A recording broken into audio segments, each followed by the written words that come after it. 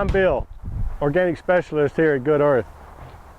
Springtime and we're gearing up for a big season. I want to help you guys understand just what you need to do in terms of soil preparation and how to plant to be successful. There's two major reasons why your plants die.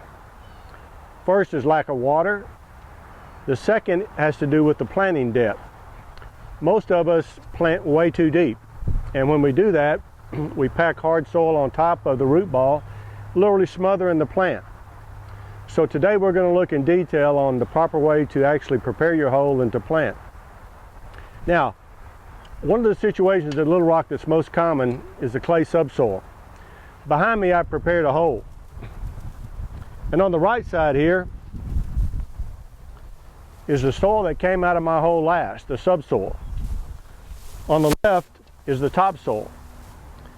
Now, what I strongly recommend is that you prepare your hole and fill it up with water.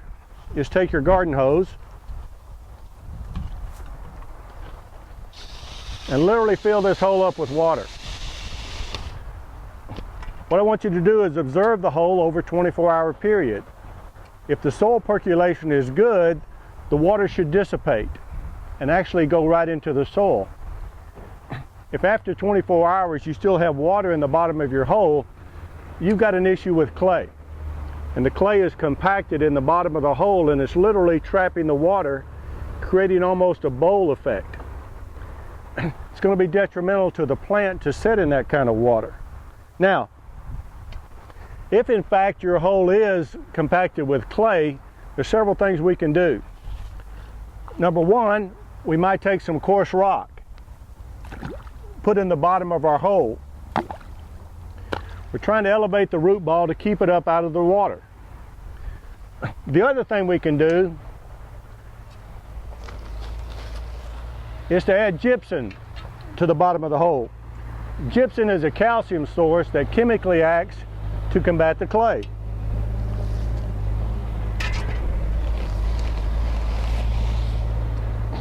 Average hole, I'm going to take 2 heaping handfuls of gypsum.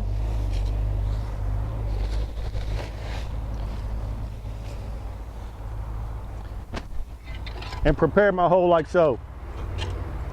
Now, when I start the process of planting in this case, my encore azalea, I want to be careful to recognize exactly how deep I need to be.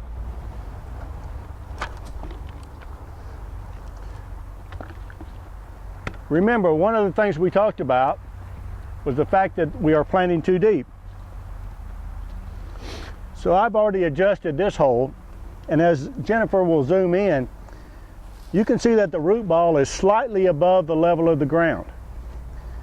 I want to be at least inch and a half above ground level. Now, I've already prepared the topsoil and I mixed it half and half with compost and topsoil. I'm going to backfill with this material.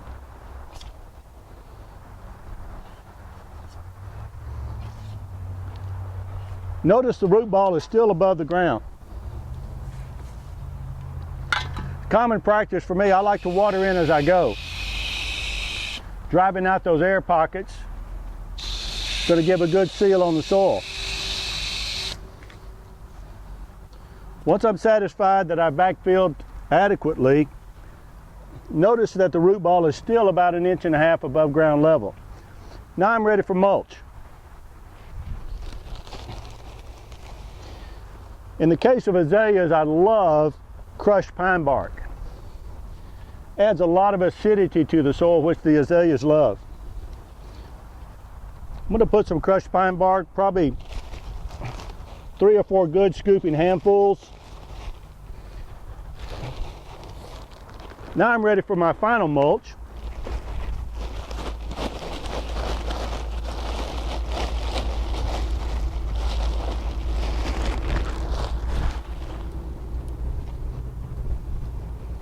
I completely cover the root ball with my mulch. Now, remember I said there were 2 reasons why our plants are dying. The second reason is that we're not giving the plant enough water.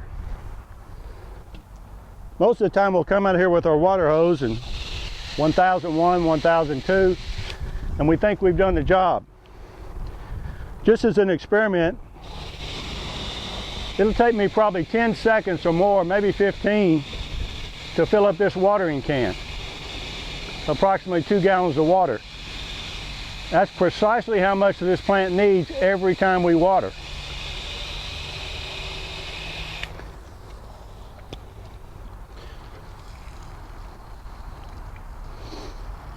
So when you put new plants in the ground and you rely on your irrigation system only, it's not adequate initially to provide enough water for the plant.